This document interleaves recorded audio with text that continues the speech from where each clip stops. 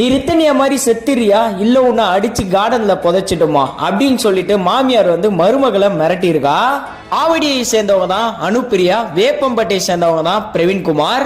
இவங்க 2 பேருக்கும் ஜூன் மாசம் தான் கல்யாணமே ஆகிருக்கு. கல்யாணம் ஆகும் போதே அனுப்பிரியா வீட்டுல இருந்து 60 சவரன் நகை வரதட்சணையா கொடுத்திருக்காங்க. அதுவும் இல்லாம 7 லட்சம் ரூபாய்க்கு பணம் கொடுத்திருக்காங்க.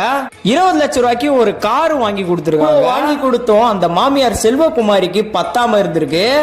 அதனால 10 லட்சம் ரூபாய் காசு கேட்டிருக்கா. அதுவும் இல்லாம 1 கேஜிக்கு வெள்ளி வேற கேட்டிருக்கா. அதுவும் இல்லாம எக்ஸ்ட்ராவா ஒரு கார் வேற கேட்டிருக்கா. எக்ஸ்ட்ரா 40 சவரன் நகை வேற கேட்டிருக்கா. 2 மாசம் தான் ஆகுது, அதுக்குள்ள இவ்வளவு கொடுமை பண்ணிருக்கா அந்த மாமியார் காரையும் மாமனார் காரனும்.